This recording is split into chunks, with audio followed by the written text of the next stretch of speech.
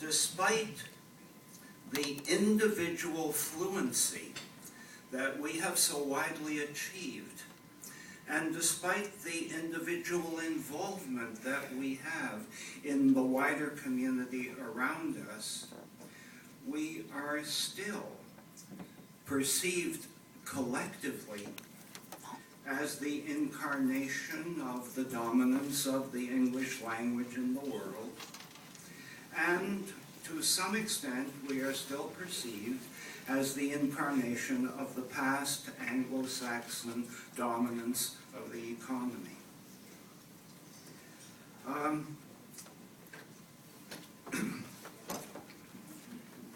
We cannot make the United States go away with its popular music and its movies and its dominance of the North American continent. We cannot convert the business, the industrial, the communications world from English to French. Neither can our Quebecois brothers and sisters. It's a reality that we all have to live with, and for which we are not responsible. Our individual fluency has become extraordinary and has given us a certain paradox that the better we are able to function in French, it could be argued that the less there is a need and a justification for the maintenance of our English language institutions and our community itself. But let us keep in mind that although so many of us are quite functional in both of our official languages, there are a number among us who are not, perhaps because they are older than the average and haven't had the opportunity to acquire as much fluency, perhaps because they are newer and have not yet had the time to acquire that fluency. Perhaps because we all vary across a broad spectrum in the ear that we have for language and the talent that we have for picking up a second language. So there are important justifications for our continuing to work on behalf of our community and its institutions and its members. But we do that in a very different climate from what we used to know. A very different climate from what I encountered just over 20 years ago when I became Commissioner of Official Languages. I still heard, even in Quebec, what I would hear a lot more in other parts of Canada: they're not going to shove French down my throat. I don't hear that anymore, and I don't imagine that you do. There's something else that I don't hear, and I'm going to illustrate it by going back some close to 50 years. I was a practicing pediatrician. I did those forgotten things called house calls, and I always had my radio on in the car between house calls, and generally to CBF so that I could perfect my French. And this was late one evening, and I heard something which was remarkably poetic and which has stayed with me for all this half a century. It was about two trees in a forest standing on either side of a clearing, and late one night, when everything was quiet, one tree spoke to the other and said, "Nous sommes ici depuis un bon moment. moi de mon côté de cette clairière et vous du vôtre. Vous êtes un peu plus jeune que moi, je vous ai regardé grandir. J'admire votre feuillage qui maintenant touche au mien à travers la clairière.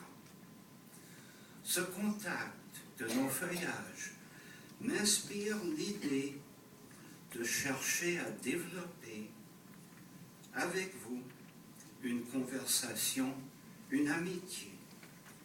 Et j'espère que vous répondrez favorablement à mon approche. Et l'autre arbre a dit, sorry, I don't speak French.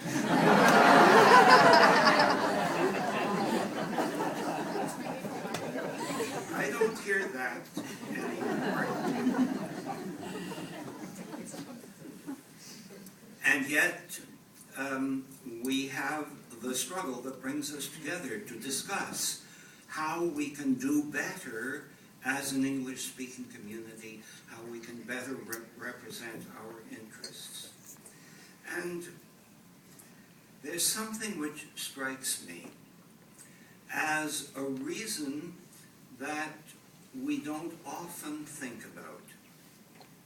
And that is that there are in Canada two understandings of confederation. By and large, in the other parts of this country, confederation is perceived as 4 provinces, Ontario, Quebec, New Brunswick, and Nova Scotia, coming together in 1867. Prince Edward Island held back for a bit and then joined, and then we moved westward as the country developed, and we became, in the understanding of people in other parts of Canada, an association of 10 provinces, not equal in size, but equal in their participation in the Canadian entity. There's another view of confederation, which is that 2 peoples came together and agreed to make one country.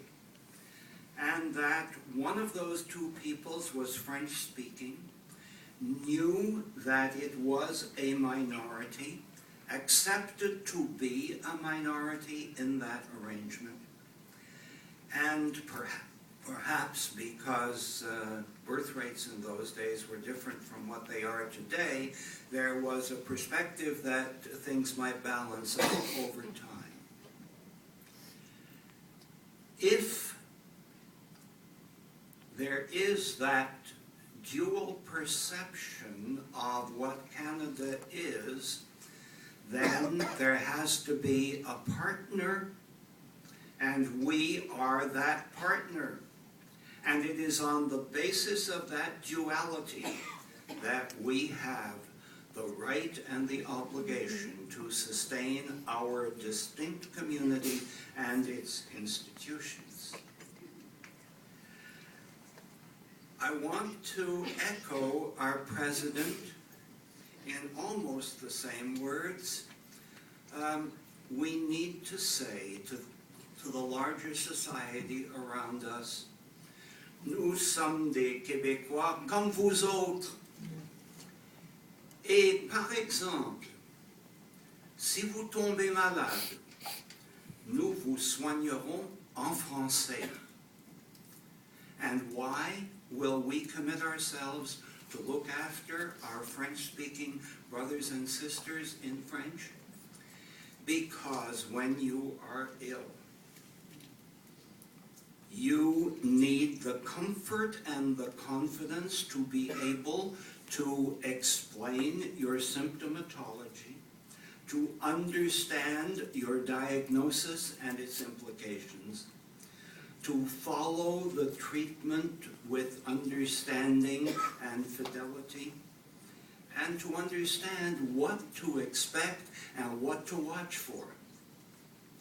And therefore, we insist on healthcare and social services in English for our community, and it is part of that same duality to which I referred.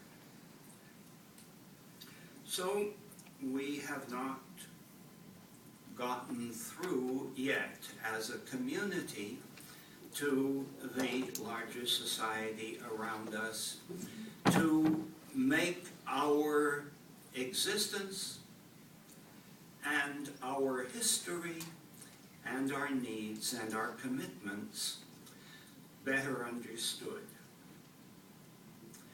We're doing a good job along that road.